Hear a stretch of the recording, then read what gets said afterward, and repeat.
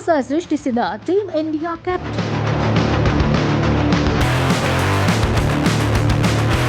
ಭಾರತೀಯ ಮಹಿಳಾ ಕ್ರಿಕೆಟ್ ತಂಡದ ನಾಯಕಿ ಹರ್ಮನ್ ಪ್ರೀತ್ ಕೌರ್ ಹೊಸ ಇತಿಹಾಸವನ್ನ ಸೃಷ್ಟಿಸಿದ್ದಾರೆ.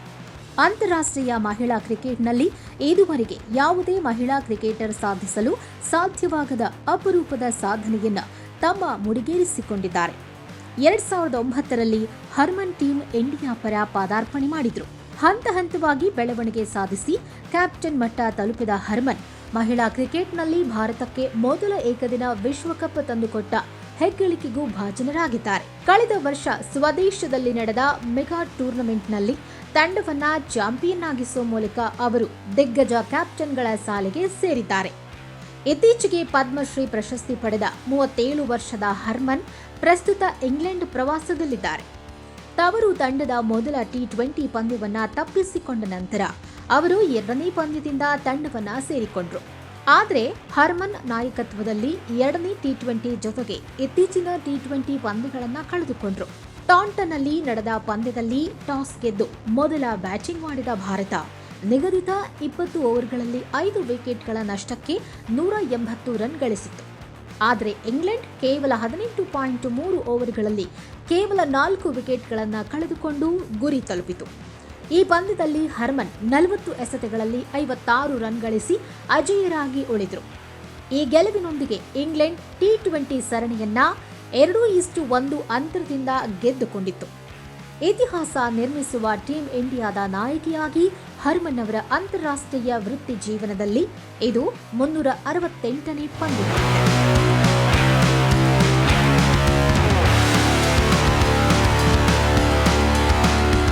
ಇದರೊಂದಿಗೆ ಮಹಿಳಾ ಕ್ರಿಕೆಟ್ನಲ್ಲಿ ಅತಿ ಹೆಚ್ಚು ಅಂತಾರಾಷ್ಟ್ರೀಯ ಪಂದ್ಯಗಳನ್ನು ಆಡಿದ ಆಟಗಾರ್ತಿ ಎಂಬ ವಿಶ್ವ ದಾಖಲೆ ಹರ್ಮನ್ ಸಾಧಿಸಿದ್ದಾರೆ. ಈ ಹಿಂದೆ ಈ ದಾಖಲೆ ನ್ಯೂಜಿಲೆಂಡ್ ತಾರೆ ಸುಜಿ ಬೇಟ್ಸ್ ಹೆಸರಿನಲ್ಲಿತ್ತು. ಅವರು ತಮ್ಮ ವೃತ್ತಿ ಜೀವನದಲ್ಲಿ 367 ಪಂದ್ಯಗಳನ್ನು ಆಡಿದ್ರು. ಸುಜಿ ಬೇಟ್ಸ್ ಟಿ20 ವಿಶ್ವಕಪ್ 2026ರ ನಂತರ ನಿವೃತ್ತಿ ಹೊಂದಲಿದ್ದಾರೆ. ಆದರೆ ಹರ್ಮನ್ ಪ್ರೀತ್ ಕೌರ್ ನಿವೃತ್ತಿಯ ಯಾವುದೇ ಸೂಚನೆ ನೀಡಿಲ್ಲ. ಹೀಗಾಗಿ ಹರ್ಮನ್ ಇನ್ನೂ ಹಲವು ಪಂದ್ಯಗಳಲ್ಲಿ ಭಾಗವಹಿಸುವ ಸಾಧ್ಯತೆ ಇದೆ. ಅತಿ ಹೆಚ್ಚು ಪಂದ್ಯಗಳನ್ನು ಆಡಿದ ಆಟಗಾರ್ತಿ ಎಂಬ ಹೆಗ್ಗಳಿಕೆಗೂ ಪಾತ್ರರಾಗಲಿದ್ದಾರೆ. ಮಹಿಳಾ ಕ್ರಿಕೆಟ್ನಲ್ಲಿ ಅತಿ ಹೆಚ್ಚು ಅಂತಾರಾಷ್ಟ್ರೀಯ ಪಂದ್ಯಗಳನ್ನು ಆಡಿದ ಆಟಗಾರ್ತಿಯರಲ್ಲಿ ಭಾರತದ ಹರ್ಮನ್ ಪ್ರೀತ್ ಕೌರ್ ಮೊದಲ ಸ್ಥಾನದಲ್ಲಿದ್ದು ಒಟ್ಟು 368 ಪಂದ್ಯಗಳನ್ನು ಆಡಿದ್ದಾರೆ. ನ್ಯೂಜಿಲೆಂಡ್ನ ಸುಜಿ ಬೇಟ್ಸ್ 367 ಪಂದ್ಯಗಳನ್ನು ಆಡುವ ಮೂಲಕ 2ನೇ ಸ್ಥಾನದಲ್ಲಿದ್ದಾರೆ.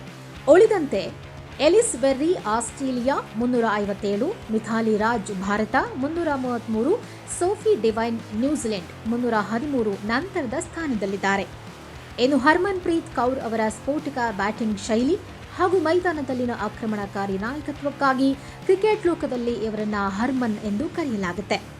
ಭಾರತೀಯ ಕ್ರಿಕೆಟ್ನ ದಿಗ್ಗಜರಾದ ವೀರೇಂದ್ರ ಸೆಹವಾಗ್ ಆಟದಿಂದ ಪ್ರೇರಿತರಾದ ಹರ್ಮನ್ ಪ್ರೀತ್ ತಮ್ಮದೇ ಆದ ಬ್ಯಾಟಿಂಗ್ ಶೈಲಿಯ ಮೂಲಕ ಲಕ್ಷಾಂತರ ಮಂದಿಗೆ ಸ್ಫೂರ್ತಿಯಾಗಿದ್ದಾರೆ.